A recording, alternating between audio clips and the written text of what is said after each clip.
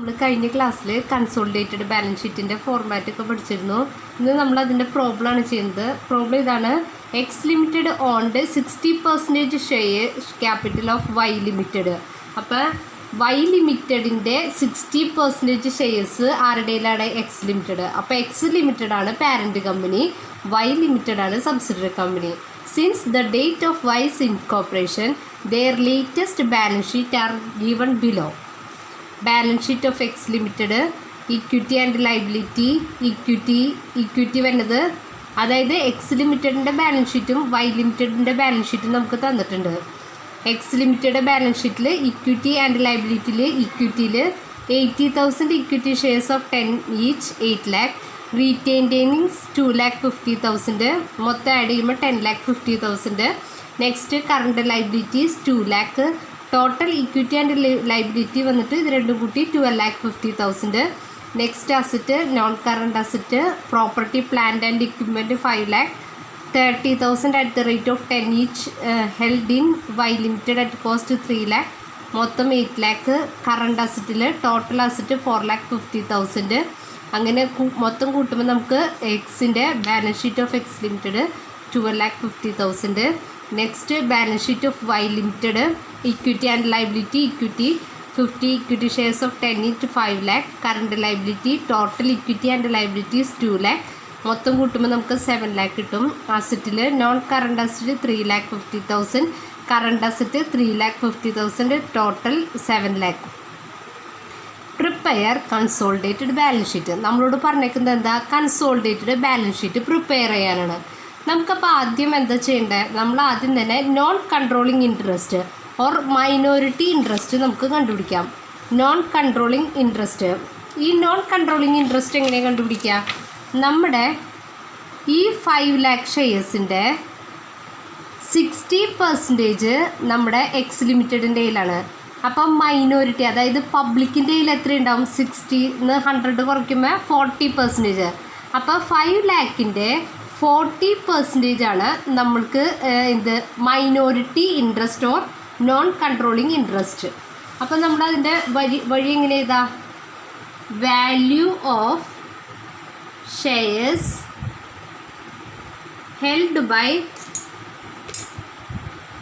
Non controlling shareholders. Non controlling shareholders അത് നമ്മൾ കണ്ടുപിടിക്കുന്നത് പറഞ്ഞു. നമ്മൾ മൊത്തം 5 lakh ഷെയർസാണ്. അതിൻ്റെ 40% ആണ് പബ്ലിക്കിൻ്റെ കയ്യിലുള്ളത്. അപ്പം നമുക്ക് കിട്ടുക 2 lakh ആണ്. അങ്ങനെ നമ്മൾ നോൺ കൺട്രോളിങ് ഇൻട്രസ്റ്റ് കണ്ടുപിടിച്ചു. ഇനി നമ്മൾ കൺസോളിഡേറ്റഡ് ബാലൻസ് ഷീറ്റാണ് പ്രിപ്പയർ ചെയ്യാൻ പോണത്. അപ്പോൾ 2 lakh ആണ് ഇത് മൈനോറിറ്റി ഇൻട്രസ്റ്റ്. ഈ 2 lakh ആണ് നമ്മൾ നോൺ കറണ്ട് ലൈബിലിറ്റി എന്ന് പറഞ്ഞ് നമ്മൾ എൻ്റർ ചെയ്യണം. നോൺ കറണ്ട് ലൈബിലിറ്റി എന്ന് പറഞ്ഞ് കൺസോളിഡേറ്റഡ് ബാലൻസ് ഷീറ്റിൽ നമ്മൾ എഴുതണം. നമ്മളത് തിയറി പഠിച്ചപ്പോൾ പറഞ്ഞിരുന്നു. ഇനി നമുക്ക് ഇത് കൺസോളിഡേറ്റഡ് ബാലൻസ് ഷീറ്റ് പ്രിപ്പയർ ചെയ്യാം. First equity and liability. Equity and liability first വന്ന് ഇക്വിറ്റി. നമുക്കറിയാമല്ലോ ബാലൻസ് ഷീറ്റിൻ്റെ ഫോർമാറ്റ് ഇങ്ങനെ വന്നേന്ന്: ഷെയർ ക്യാപിറ്റൽ,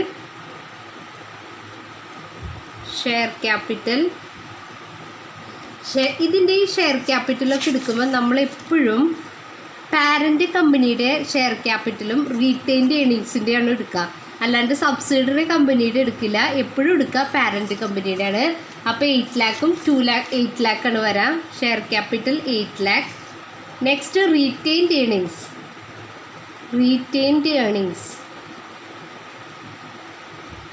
റീറ്റെയിൻഡ് ഏർണിങ്സ് വന്ന് നമ്മുടെ പാരൻ്റ് കമ്പനീൻ്റെ ആണ് 2,50,000, മൊത്തം നമുക്ക് കിട്ടുക 10,50,000. ഇനി നമ്മൾ നോൺ കറണ്ട് ലൈബിലിറ്റി എന്ന് പറഞ്ഞിട്ട് നമ്മൾ എഴുതണമെന്ന് പറഞ്ഞില്ലേ ഈ amount? Non controlling liability, non current liability അതായത് നോൺ കൺട്രോളിങ് ഇൻട്രസ്റ്റ് അതായത് മൈനോറിറ്റി ഇൻട്രസ്റ്റ് നമ്മൾ ബാലൻസ് ഷീറ്റിൽ നോൺ കറണ്ട് ലൈബിലിറ്റി എന്ന് പറഞ്ഞാണ് എഴുതുക. അപ്പോൾ അത് വന്നത് 2 lakh. ഇനി നെക്സ്റ്റ് വന്നത് current liabilities. Non current liability കഴിഞ്ഞാൽ പിന്നെ വന്നത് കറണ്ട് ലൈബിലിറ്റി.